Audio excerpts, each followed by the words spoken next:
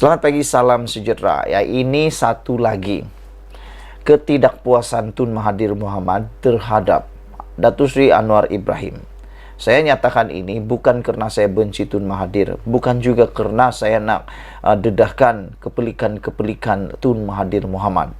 Tapi saya nak dedahkan ini, saya nak kongsi dengan kamu semua. Saya mahu kongsi dengan kamu semua supaya kita sama-sama dapat memikirkan apa sebenarnya yang mau disampaikan oleh Tun Mahathir Mohamad ini kepada Anwar Ibrahim, dan adakah ianya relevan dan adakah ianya benar-benar boleh membantu membangunkan Malaysia.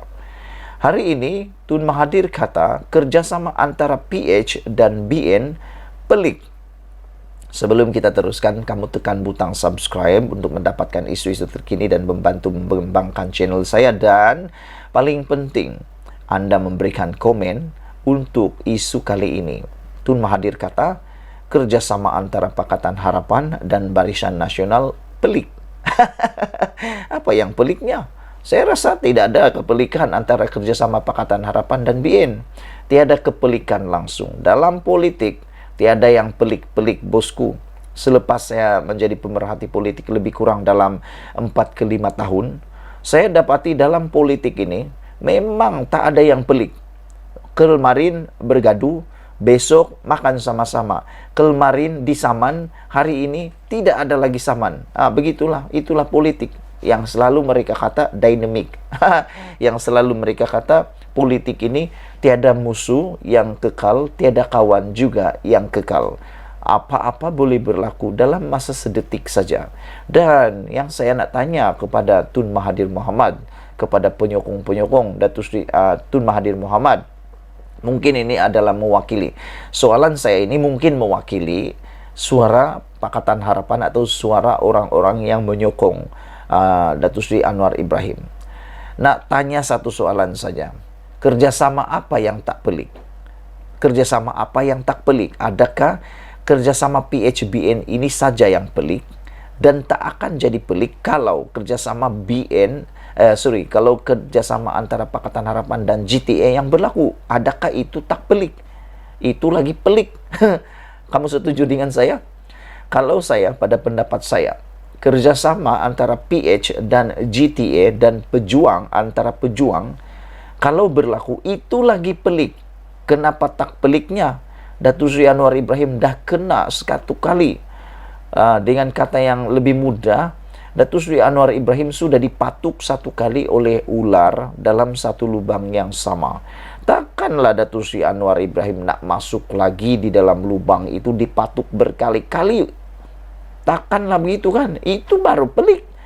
Pakatan yang paling pelik kalau PH bekerja sama dengan GTA, dengan pejuang sekali lagi. Dan jangan dilupa, baru-baru ini isu yang tular, isu yang hangat termasuk dalam channel saya ialah kemana hala tuju Mukriz Mahathir selepas ini? Kemana hala tuju pejuang selepas ini? Pejuang perlu memilih nak bersama Perikatan Nasional ataupun Pakatan Harapan, kerana tanpa memilih antara Pakatan Harapan dan Perikatan Nasional, pejuang pasti akan terkubur selama-lamanya. Dia perlu mencari dasar tapak untuk mau hidup semula. Itu, saudara-saudara. Jadi, kalaulah PH bekerja sama dengan pejuang, kamu setujukah? Penonton-penonton sekalian yang ada dalam channel saya sekarang ini, kamu tinggalkan komen kamu. Kamu mau jawab apa? Kalau Pakatan Harapan Anwar Ibrahim bekerja sama semula dengan Mukriz Mahathir, dengan Mahathir dalam Pakatan PH Pejuang atau GTA, kamu setujukah? Bukankah itu lebih pelik? Kalau saya tak setuju. Biarlah pejuang bergerak sendirian, GTA bergerak sendirian, atau paling tidak pun bergabunglah dengan Perikatan Nasional. Kalau dengan Pakatan Harapan, tak payahlah.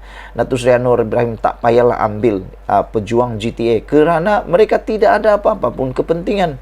Kerusi mereka pun tiada. Kerusi parlimen pun tiada. Menyusahkan saja adalah, kan? Jadi pada pendapat saya lah, Pakatan Harapan dan BN ini, kerjasama antara Pakatan dan BN ini tidak pelik, sudah pernah berlaku pun. Sudah pernah berlaku dulu tapi dipanggil dulu bukan Kerajaan Perpaduan. Kalau saya tak silap itu dipanggil Pakatan Rakyat. Itu bukan sesuatu yang pelik, saudara-saudara sekalian. Yang pelik kalau PH bekerja sama dengan GTA. Itu pelik. Mahathir Mohamad berkata, Pakatan Harapan dengan UMNO BN bagi membentuk Kerajaan Perpaduan menjejaskan kepercayaan rakyat kepada janji dan pendirian parti politik.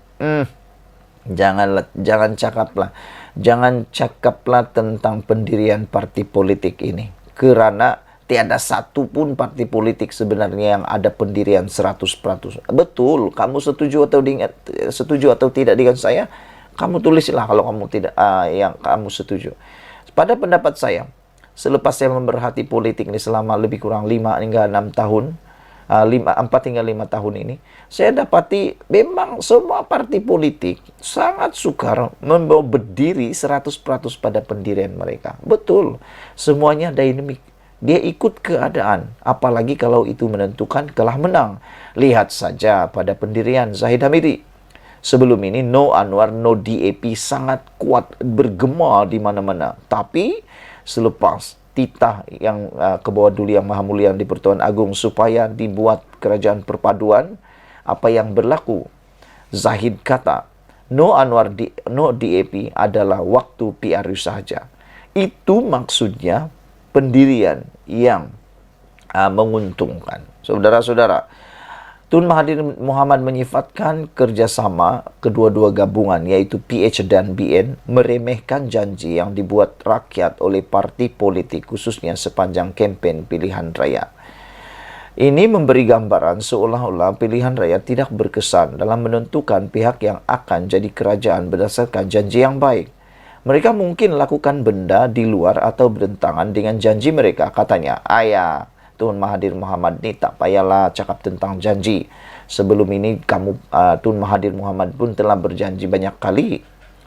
Antaranya yang paling dia lupa janji itu adalah menyerahkan kuasa kepada Datuk Seri Anwar Ibrahim. Tapi tak tunai juga.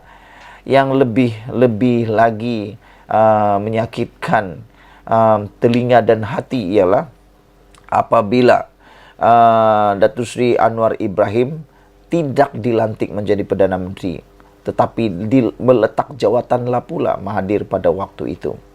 Bekas ahli Parlimen Langkawi itu turut menyifatkan kerjasama UMNO dan PH sebagai perkara pelik dalam mengenepikan pendirian masing-masing.